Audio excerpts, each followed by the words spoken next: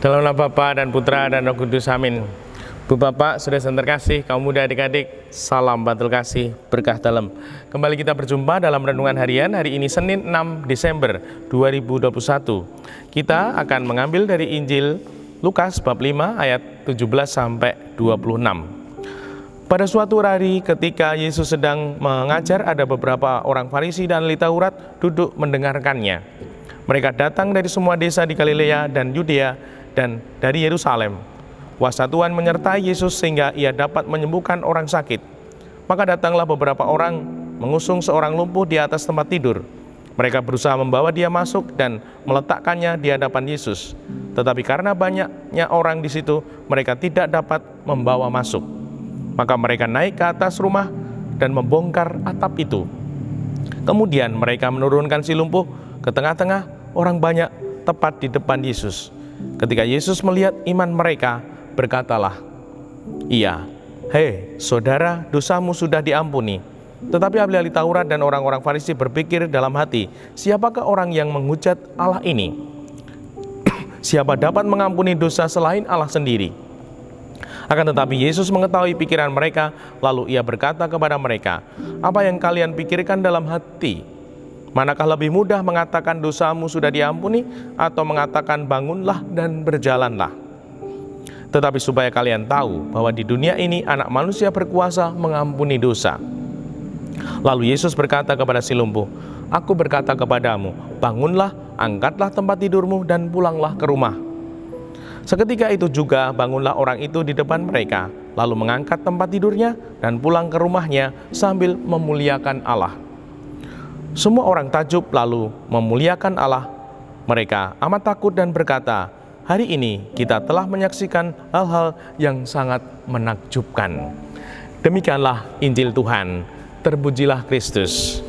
Ibu bapak, saudara yang terkasih, kaum muda adik-adik, dalam dinamika kehidupan ini, terlebih di masa pandemi ini, pernah kemarin muncul sungguh istilah kaum rebahan, di mana itu menggambarkan pribadi yang berhenti, yang hanya rebahan. Kiranya itu tidak baik dan pasti kita tidak setuju bahwa kehidupan ini harus diperjuangkan, harus diupayakan untuk berarti berkembang, bertumbuh, dan berbuah. Jangan sampai puas begitu-begitu saja. Kita harus bertumbuh, kita harus berbuah dalam kehidupan ini, agar hidup kita tidak sia-sia, bermakna dan sungguh berdaya, bahkan bisa bercahaya. Untuk itu, saya kutipkan kalimat ini yang sungguh luar biasa.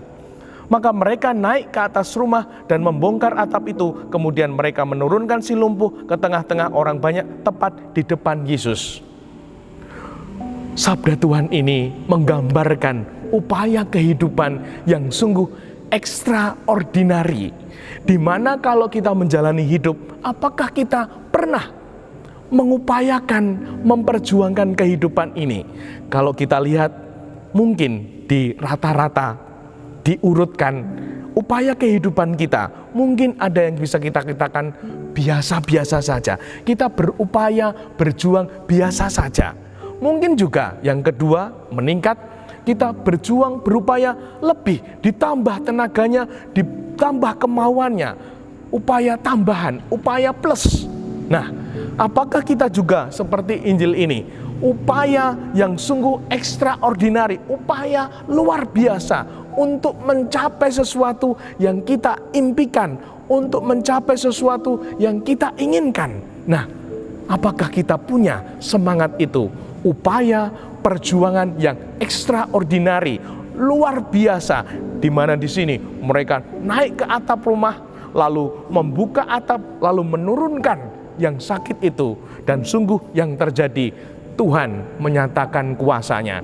Dan pribadi-pribadi yang telah mendapatkan pernyataan kuasa Tuhan itu di sini disampaikan. Seketika itu juga bangunlah orang itu di depan mereka, lalu mengangkat tempat tidurnya dan pulanglah ke rumah sambil memuliakan Allah. Dan semoga kalau kita berupaya yang begitu luar biasa, extraordinary, kita telah menerima berkah, semoga kita tidak lupa memuliakan Allah. Dimuliakanlah Tuhan kini dan sepanjang masa. Salam bantul kasih, berkah dalam. Dalam Bapa, Putra, dan Roh Kudus. Amin.